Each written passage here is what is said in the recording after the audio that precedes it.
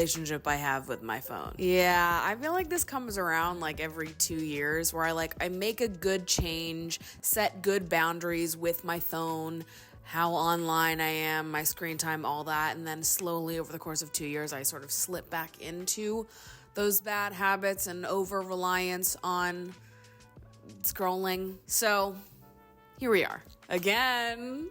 An intervention, baby. It was like 2 years ago that I deleted TikTok off my phone because I realized that I had like an over-reliance, over-fixation on TikTok. Every like breath in the day, I was picking up my phone and going to scroll aimlessly on TikTok. Added quite literally absolutely nothing to my life. So I deleted TikTok 2 years ago and I have not been a user of TikTok since. Do I have TikTok downloaded onto my phone now? Yes. Is it hidden in one of the back folders of my phone that I barely even know is there? Yes. Do I ever open TikTok? No. The only time I open TikTok is when somebody sends me a link. But the only way I'm able to have such good boundaries with that app is because of what I did 2 years ago. Over the course of the last 2 years, however, I feel that my reliance from TikTok maybe just switched over to Instagram. It's like we're here again. Really. You have no idea the amount of relief I felt when I realized that the screen time that Apple shows you is all of your Apple devices added up together. Fucking thank God. Thank Christ. That's what it was. Because when I thought that it was just my phone versus my laptop and my phone, it was a totally different reaction out of me. Because with the laptop, it's like, well, that's work. My phone is also work, but how much of it is, you know? I don't know. There just was a time when I had better boundaries with my phone. I didn't buy this, by the way. GoPuff just threw it in a bag for free. I'm not buying Logan Paul energy drinks. I just feel like there was a time when I had better boundaries with my phone than I do now. Am I gonna blame it all on short form content? Yes. Obviously I am. Like long form content, I have no beef with because I feel like that's content that I am gaining something from. Whether I'm indulging my brain in an interesting conversation or I'm giggling for an hour. This is why I'm fine with the YouTube content that I consume and the podcast content that I consume. I feel like I actually walk away from that content feeling like I have gained something. Short form Instagram Reels content that I spend hours scrolling through, what have I ever gained from that? I can tell you with confidence that I scrolled on Instagram for probably at least an hour last night. I cannot tell you a single fucking video that I watched. It didn't impact me at all. I have no memory of what it is I consumed, but I did lose like an hour of my life. Thank God. And I can sometimes kid myself and be like, oh, I gain inspiration from Instagram. Sometimes when Instagram Reels wants to show me that type of fucking content, but more often than not, all I see are like car crash dash cam videos and like those weird reels where it just turns into someone pretending to masturbate at the end of the video. I don't know if that's on everybody's feed or if it's just mine. To me, short form content just doesn't give me enough to be impacted by, to have any real benefit to consuming it. Which I understand this is a hot take in a world so driven by short form content. It's the TikTok era. I'm a YouTube era girl. I get it. I'm the old person that's like back in my day now. This is the hill I'm going to die on. I'm sorry. This is it for me. And actually, I'm right. So anyways, I just need to establish better boundaries with me and my phone yet again. Something I was doing a while ago that I'm trying to adopt back into my life now. But I'll be honest, I wasn't perfect about this morning. I'm not going to say that I was because I absolutely was not. But I used to try to leave my phone plugged in on my nightstand until 11 a.m. No phone in the mornings. Leave it there while I go about my morning. And I try to just glance at it in the morning. No laying in bed, just scrolling on my phone. I'm allowed to look at my phone in the morning to check to make sure the world isn't ending and there's no dire messages that I received over the night. And I'm also allowed to play my brain games because that feels good for the heart and soul and mind, okay? I need Wordle, connections, strands, movie grid, movie pyramid, game lovers rise. I need a little something for my brain in the morning. That's what I'm allowed to do in bed. If it's not checking to make sure all of my loved ones are okay or playing brain games, I'm not allowed to do it. Self-discipline is hard though. And as much as I hate to be the person that's like, meditation, you guys. Check it out. It really has been something that's helped me get out of my head a little bit, resist the urge to pick up my phone every time there's a dead spot in my day. Lately, I've been using Aura to discover new meditations. Aura is like an all-in-one platform for health and wellness, sleep, meditations, and they have so much content on there. It's kind of unbelievable. And they're also the sponsor of today's video. Let's go. Aura partners with hundreds of coaches and therapists worldwide, making their content selection on the app really extensive. They've got mindfulness meditations, stories, sleep tracks, hypnosis, CBT, some more spiritual stuff, and so much more. I was noticing earlier today that they have live sessions as well, in case you want to like pencil in a live meditation session to your day, which sounds fun to me. It seems like that would be like an opportunity to like really ground yourself in the present, knowing that it was live and a bunch of other people were doing it in real time with you. There's something about that online community that feels fun to me. Same reason why I like YouTube premieres. And over time, the more that you use it, the app learns what kinds of meditations you like the best, what times of day you're typically going for these meditations, what works best with your routine to recommend the best content for you. And listen, I know there's gonna be people out there that are like, meditation just isn't for me. I can't do it. I can't focus like that. I can't take myself that seriously. Whatever it is, just know that I used to feel the exact way that you feel.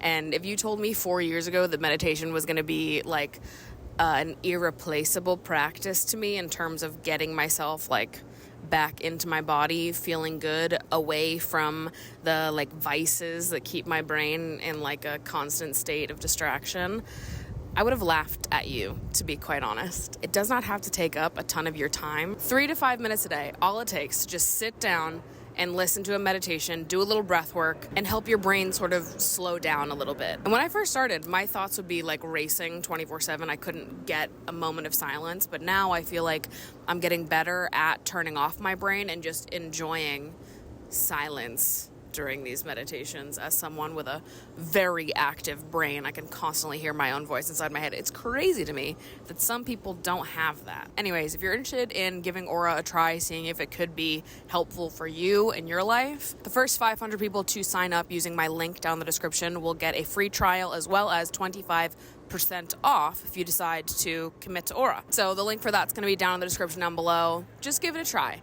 Humor me. See if it could be fun for you. If it could help, you know, clear up some space in your brain, allow you to unplug from your phone a little bit. You might be surprised what the results could be.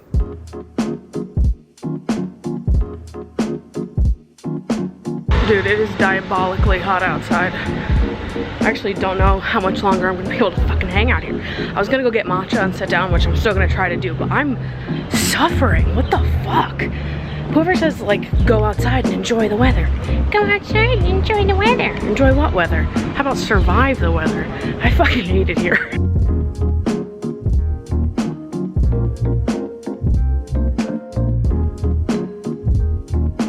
I don't know if this is an exact overlap with the issues with my phone, but I also have fallen off of the wagon when it comes to reading. I haven't finished a book in what feels like forever. Actually, that's a lie. I did read Daisy Jones and the Six in January, and that was great. And I thought that maybe after finishing that book that I could just like get back into the swing of things, because I loved that one, flew through it. Didn't really kick my reading slump though. But now I'm wondering if the reading slump has more to do with me not carving out enough time / me not being able to get my brain quiet enough to really focus on the book at hand. So I pulled a book off my shelf. This is The Dead and the Living by Sharon Olds, which I have read before. I read it in college. It's a collection of poetry, and I remember really liking it when I read it in college. So I thought that maybe to get myself warmed up and back into things, start with something small, quick, poetry, huge fan, and something I know that I have liked in the past. Could be big. I want to be taking more photos to use in like mixed media projects. I felt really interested in like taking photos and merging them with my poetry, other poetry that inspires me, text messages, journal entries, things I wrote down in my notes app to remember and stick inside my head. Like, I thought that it would be fun to sort of merge together all the pieces of art that I'm making in my day-to-day life that like otherwise go unseen and unnoticed. I don't know. Because we're constantly creating. And I thought that making like mixed media art with the photos I'm taking just out and about in my life, whether it is of places or people or I don't know, anything really. I think I just want to be creating as much as I'm consuming. Maybe it's about striking the balance between putting out as much as you're taking in, / also monitoring what exactly it is you're taking in, what exactly it is you're consuming, because I think that reading this is probably better serving me than, I don't know, all the other mindless shit that I consume. There's another thing that's been keeping me off my phone recently, and her name is Mold. I did not personally name her Mold. She came with that name because of the conditions in which she was found and rescued in. And at first I was like, there's no way I can call this tiny, innocent baby Mold. And I asked my friends, like, I feel like I should call her some type of M name that's similar to Mold, but not Mold. Like maybe Moody or Molly. I'm sorry to all the Mollys out there. And then my friend Haley was like, Molly May. And then I was like, but Moldy May is so good. So I have been calling her Moldy May. When it works, it works. Like, she just is Moldy May. The newest resident of the Mad Mango foster home for sweethearts and lover girls. You hear Mango crying on the other side of the door? Mango cries like that anytime the door is closed. Notoriously, I shower with the door open because she starts crying like that. So I take lots of cold showers with a nice breeze coming through. You are very cutie and very sweetie. When she first got here, she was very, very hissy and would be hissing and shoving herself in the back of the carrier. So even her sitting here calmly at the edge of the carrier and not hissing is kind of huge. And she has been letting me pet her over the last like 2 days, asking for pets and purring up a storm, but she usually forgets who I am or forgets that she trusts me in between every time I'm in here, so I sort of have to earn her trust again every single time. Usually kittens come in pairs, but she's so low because she's been pretty sick and need to focus on getting her better. Can I pet you?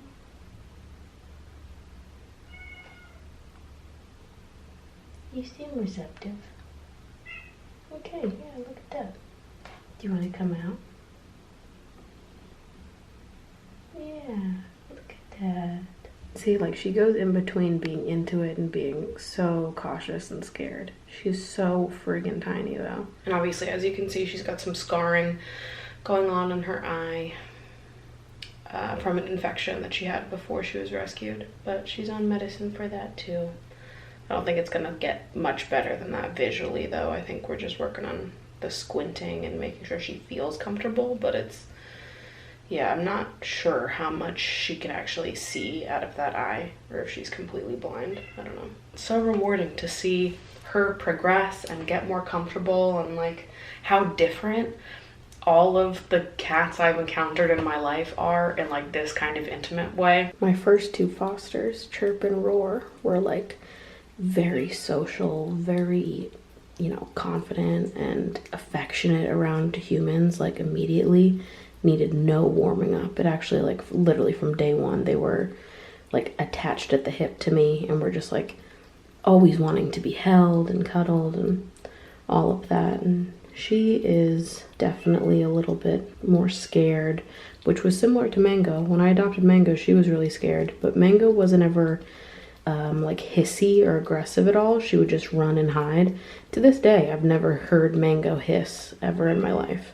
She's 4 years old. I've had her for 4 years, and yeah, she's just like the sweetest cat on planet Earth, really. But she's definitely an anxious cat, and Moldy May here is definitely also pretty anxious, but that's what happens when you have a hard life. But hard no longer, my girl. You're here now.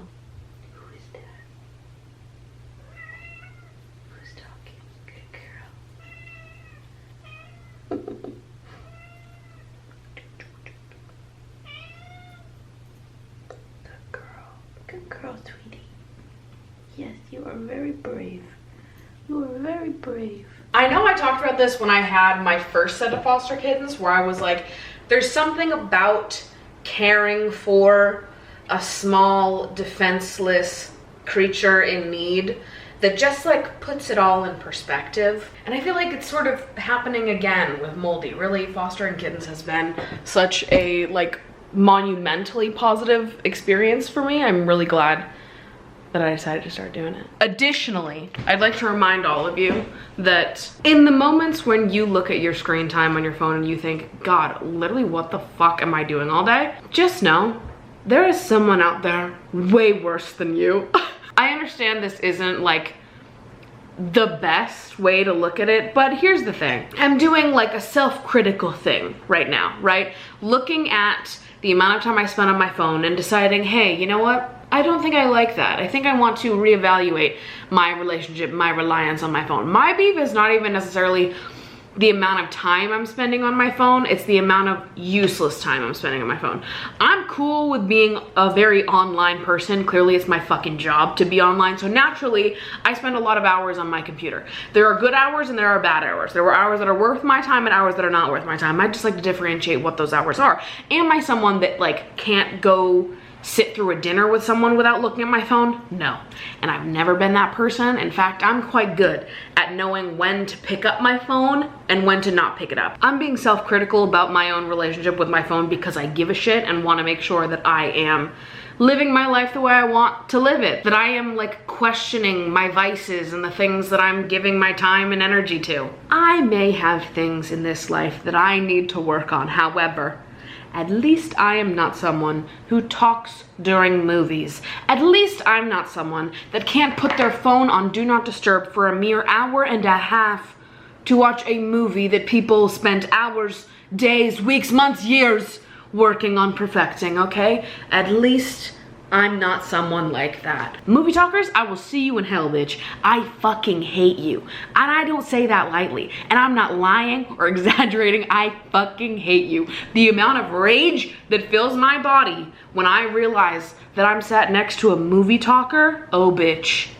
That rage could power 1,000 cities, okay? You have no fucking idea. Here's my thing. Okay, I have an Alamo Drafthouse season pass membership. For those of you that don't know, Alamo Drafthouse is a movie chain that's whole thing is that they fucking hate movie talkers. That's their whole branding. This chain of movie theaters, their whole brand is that it's for real film buffs who hate people that talk during movies. That's the brand that they have chosen for themselves.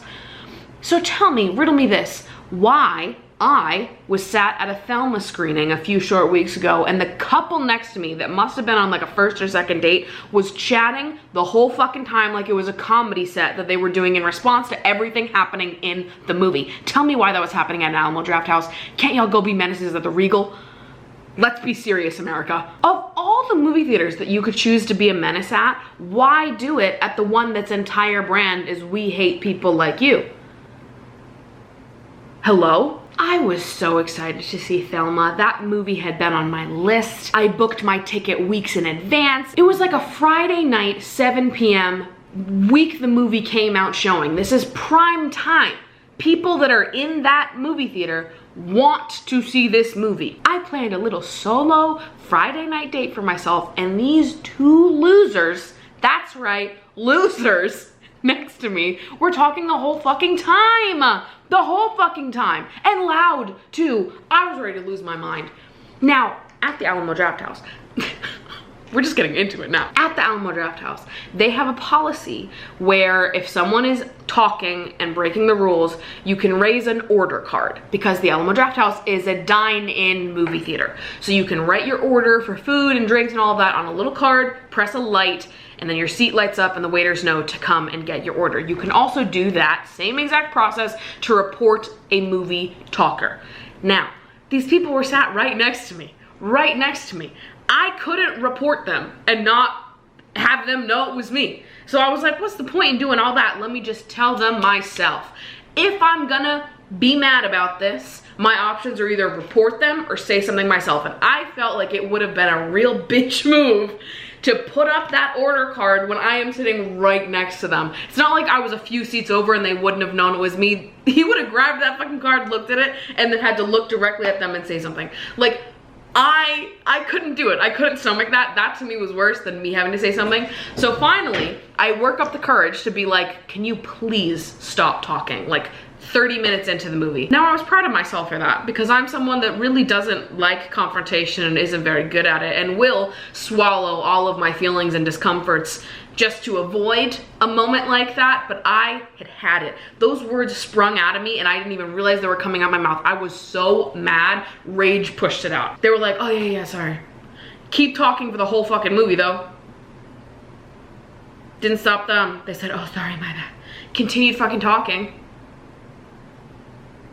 What's a girl to do? Here I was, trying to have a fun little date night by myself, and I've got thing 1 and thing 2 over here thinking they're doing a fucking stand-up comedy show. Nobody's giving you a special, bitch. Shut the fuck up. If you're on a date and you're choosing to go to the movie, like, get drinks after the movie to talk. Or don't go on a fucking movie date. If you want to talk, don't go to the movie theater. I'm sorry. I don't give a single fuck. Do not talk there. And if you are someone who's like, you know what, I love talking during movies. I just can't help myself. I just love chitting and chatting. Okay? If that's you, cool. Don't go to a movie theater. Don't go to a movie theater. Watch movies at home. Did you know there's these things called streaming services? They have lots of movies on them. You can watch movies at home. Don't go to the movie theater if you're gonna be disrespectful to every other fucking person in that theater. It's annoying to me. And same goes for those of y'all that cannot sit through an hour-and-a-half long movie without opening your phone. It is so annoying. Put that shit on Do Not Disturb, put it on airplane mode, and put it in the bottom of your purse, and do not take it out during the movie. I don't give a fuck, okay? Your grandma could die mid-movie, and I'm saying keep that shit in the bag or leave the theater. If you need to do that, get up out your seat and walk out. I spend too many dollars buying jumbo unlimited Diet Cokes in that establishment for any of you bitches to pass through and piss me off in my second home. I pay rent there. But it really is just like astonishing to me that there do exist people out there that think so little of other people and their experience and what they paid for. They have such little ability to self-reflect or think critically about their own behaviors. It is shocking and alarming. I'm so glad I don't relate. Sorry if this is harsh. I actually don't give a shit. I actually don't give a fuck because you movie talkers are going to hell. It's selfish is what it is. So you know what? Just when you think, God, I need to get it back on the rails, know that someone else is so far off the rails, they've never considered that talking and texting during movies is an issue, despite the fact that PSAs play before you see a movie telling you to shut the fuck up. I can't. I cannot, okay? I am not Letterboxd's #1 supporter to not be a stickler about this. I'm sorry, okay? I'm sorry. I am gonna be a hardo about this. And it's because I have taste and because I'm not a fucking selfish loser. See you in hell, bitches. I mean it. But for those of us non-movie talkers who wouldn't interrupt a movie with our phones or with talking because we want to be conscious of the people around us, the same reason why we wouldn't pick up our phones and be face down in them at the dinner table, what if the same kind of consideration we had for other people and their time we had for ourselves and our time? Because I just don't know how much any of us are getting out of scrolling aimlessly. And listen, this is coming from someone whose job is social media. I just think that being more mindful about what we consume is a good thing. You finished the video, you did the thing, I appreciate you being here. But now you should go enjoy your summer. Go watch a movie in peace and quiet. Go for a walk if it's not 100 fucking degrees outside. Or if you feel compelled to consume some more content, go ahead and listen to my podcast. Or watch more of my videos. I don't know, whatever you want to do, really. I've been talking over on my podcast about the ways that I want to sort of expand the community aspect of engaging with my content, and I think that a Patreon, a group chat, hosted movie nights, perhaps private live streams are all going to be in the cards for us coming up very soon. So keep an eye out. The Lover Girls Worldwide group chat Patreon is going to be launching probably in August. So keep an eye out because obviously I'd love to see you there. I love you so much. Thank you so much for being here. I will see you in my next video. Bye.